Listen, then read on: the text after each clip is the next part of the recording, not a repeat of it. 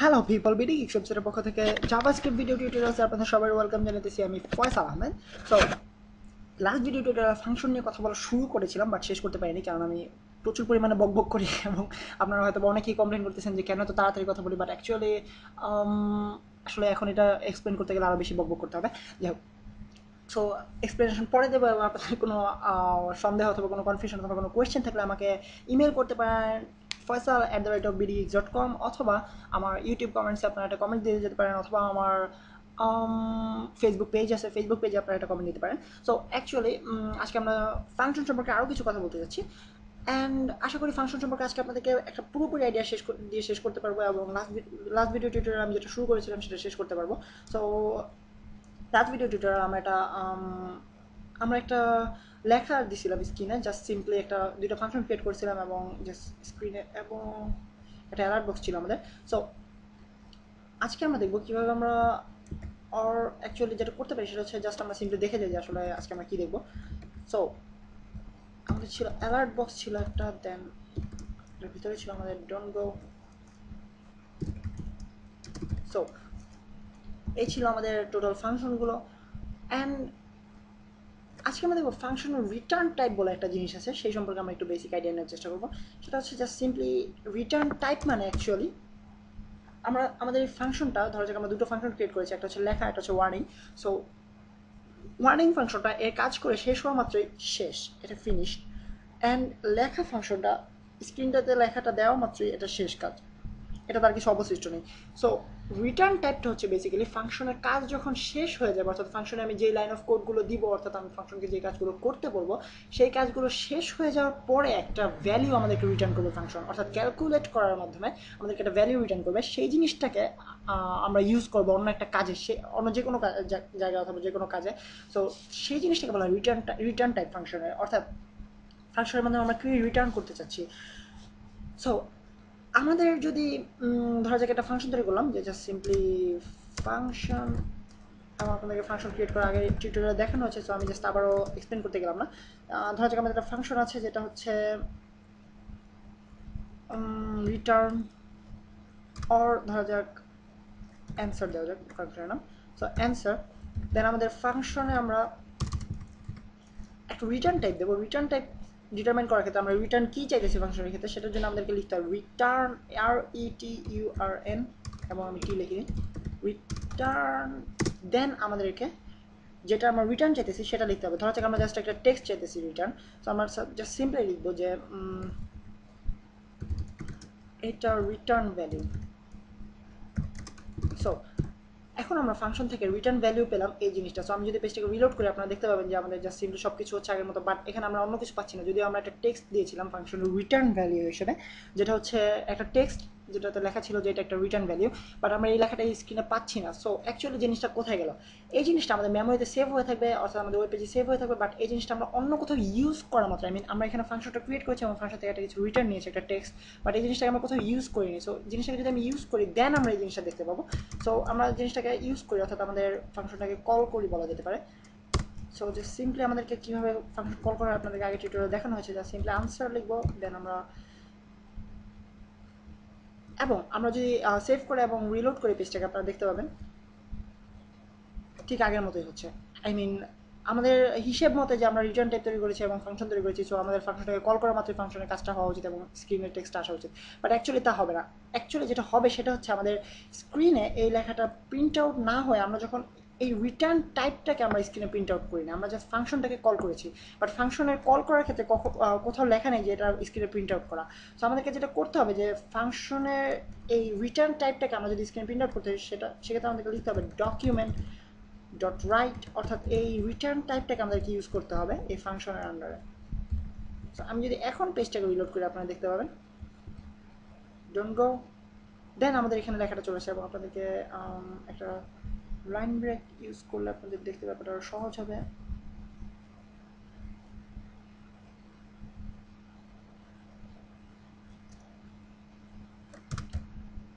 এখানে একটা line break add করে দেওয়া যাক বিআর, এবং কাজ করবে কিনা আমি শিওর না, তবু আপনাদেরকে দেখানো যাক। এবং আমি চেক করি এবং কাজ করতেছে। সো আপনারা দেখতে পাচ্ছেন নেক্সট লাইনে আমাদের রিটার্ন ভ্যালু লেখাটা চলে আসছে, যেটা আমরা রিটার্ন টাইপ হিসেবে ফাংশনে দিয়েছিলাম।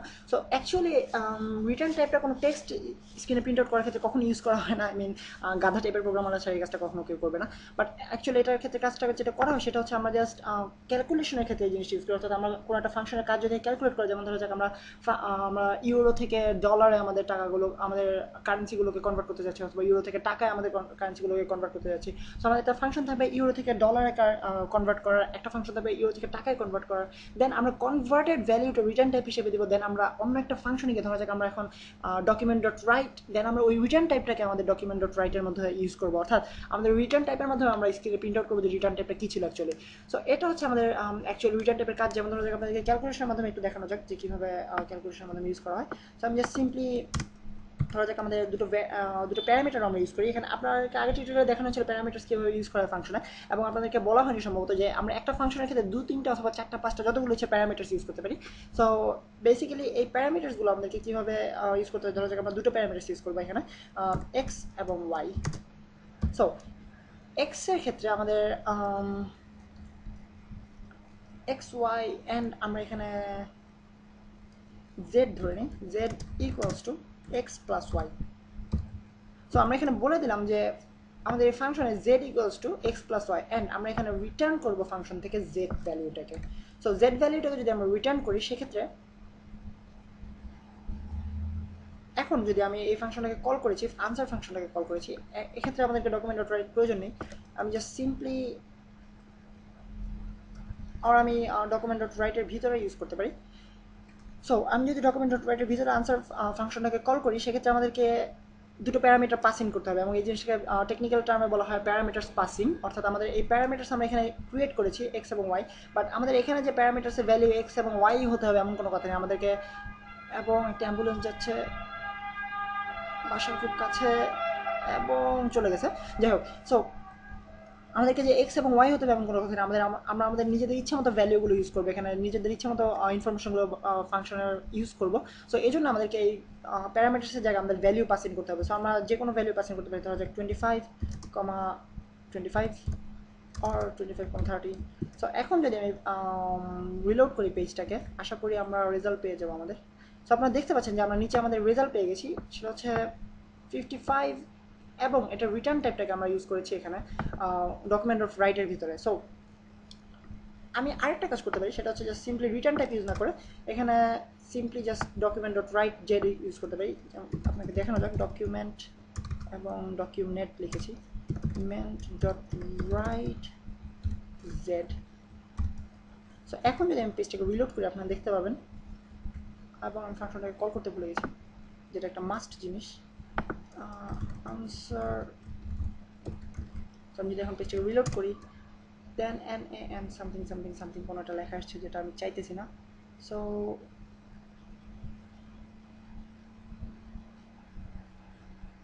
এবং আমি ভ্যালু পাসিং করতে ভুলে গেছি, সেটা হচ্ছে আমাকে ভ্যালু পাসিং অবশ্যই করতে হবে। আপনারা মনে রাখবেন এই জিনিসটা আমি ভুল করেছি, বাট অ্যাকচুয়ালি আপনারা ভুল করলে চলবে না, এবং আপনারা যখন ফাংশন নিয়ে কাজ করতে থাকবেন তখন আপনারা কখনো এই জিনিসটা ভুল করবেন না, এবং আপনার প্র্যাকটিসে চলে যাবে, যেটা হচ্ছে ভ্যারিয়েবল পাসিং করা। এবং আপনারা অবশ্যই এখানে যদি 3টা ভ্যারিয়েবল থাকে, সেক্ষেত্রে 3টা ভ্যালু আপনাদেরকে পাসিং করতে হবে।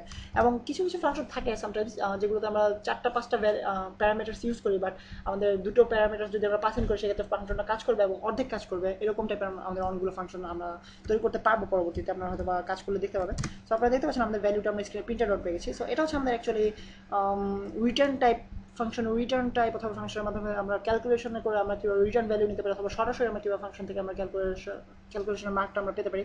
বাট এক্ষেত্রে আপনারা দেখতে পাচ্ছেন যে আমার এই লেখাটা স্ক্রিনে চলে আসতে হবে, বাট আমি এমন হয়তো অনেক ফাংশন থাকবে যেগুলো আমরা সরাসরি স্ক্রিনে প্রিন্টার আউট চাচ্ছি না। অর্থাৎ ধরো যাক আমাদের স্লাইডিংয়ের একটা ফাংশন তৈরি করেছি, যেটা আমরা চাইবো না যে সবসময় একই হবে, অর্থাৎ একই লেখা স্লাইডেড আউট হবে। সো আমরা এক ফাংশনের ক্ষেত্রে একইভাবে স্লাইডেড আউট চাইবো। সো সেক্ষেত্রে আমরা আলাদা আলাদাভাবে তৈরি করতে হবে।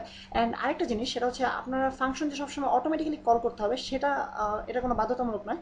অর্থাৎ আপনারা ইচ্ছে করলে ফাংশনকে আপনারা ইচ্ছে করলে এই ফাংশনকে ডিটারমাইন করে দিতে পারেন যে এটা কখন রান করবে। আপনারা দেখতে পাচ্ছেন যে আমি এখন পেজটাকে রিলোড করা মাত্র প্রথমে এই লেখাটা ডোন্ট গো লেখাটা চলে আসতেছে।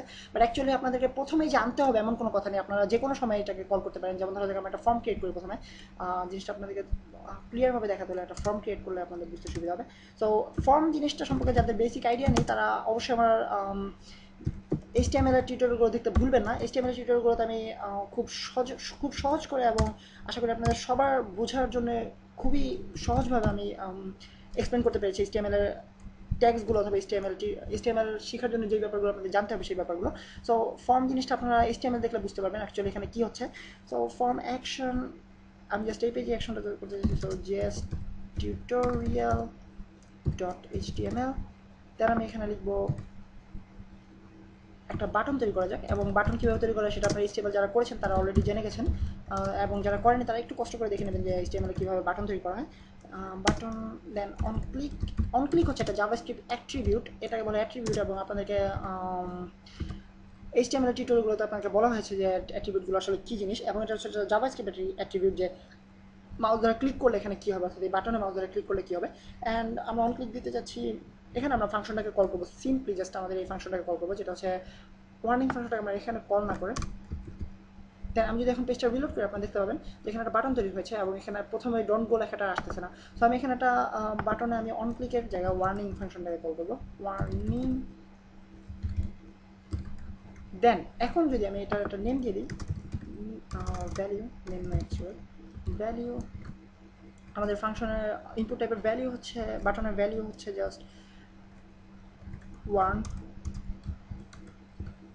সো এখানে আমাদের আপনারা দেখতে পাবেন যে এখন কী হয়, এখানে একটা ওয়ার্ন নামে একটা বাটন তৈরি হচ্ছে। সো আমি বাটনটাকে যদি ক্লিক করি সেক্ষেত্রে আপনারা দেখতে পাচ্ছেন সাথে সাথে একটা অ্যালার্ট বক্স চলে আসতেছে, অর্থাৎ ক্লিকের মাধ্যমে।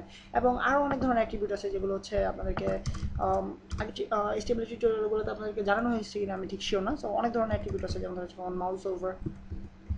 সো আমি যখন মাউসটাকে এটার উপরে নিব তখন এই কাজটা হবে। অ্যান্ড আপনারা দেখতে পাচ্ছেন আমি এখানে নেওয়া মাত্রই জিনিসটা চলে আসতেছে, দেখতে পাচ্ছেন যে নেওয়া মাত্রই চলে আসতেছে, এবং এখানে থাকা মাত্র আসতেছে না, বাট এখানে নেওয়া মাত্র চলে আসতেছে। সো এটা হচ্ছে অ্যাকচুয়ালি আমাদের ফাংশনসের ব্যাপারে বেসিক যত ধরনের ব্যাপার আপনাদেরকে জানতে হবে, এবং ফাংশন নিয়ে কাজ করতে হলে একেবারে বেসিক লেভেলে যে জিনিসগুলো জানতে হবে সেগুলো। এবং আপনাদেরকে আবারও বলতেছি জাভাস্ক্রিপ্টের মেইন একটা একটা অ্যাডভান্টেজ হচ্ছে এর অনেক অনেক পরিমাণে বিল্ট ইন ফাংশন আছে যেগুলো আমরা অনায়াসে ইউজ করার মাধ্যমে অনেক বড় বড় ইফেক্ট আমরা ছোট্ট একটা ফাংশন ইউজ করার মাধ্যমে করে ফেলতে পারি। সো আশা করি আপনারা ফাংশন নিয়ে কাজ করতে পারবেন, এবং জাভাস্ক্রিপ্টে আপনাদের ফাংশন জিনিসটা অনেকখানি হেল্প করবে। এবং নেক্সট টিউটোরিয়ালে আপনাদের সাথে আবার অন্য একটা টপিক নিয়ে হতে দেখা হবে, অথবা সম্ভবত আমি ফাংশন নিয়ে আরও কিছু পেঁচাল পারবো। সো নেক্সট টিউটোরিয়াল পর্যন্ত আপনাদেরকে ওয়েট করতে হবে। অ্যান্ড নেক্সট টিউটোরিয়ালে আবার দেখা হবে আপনাদের সাথে, সেই পর্যন্ত সাইন অফ করতেছি আমি Faisal Ahmed from BD gigs.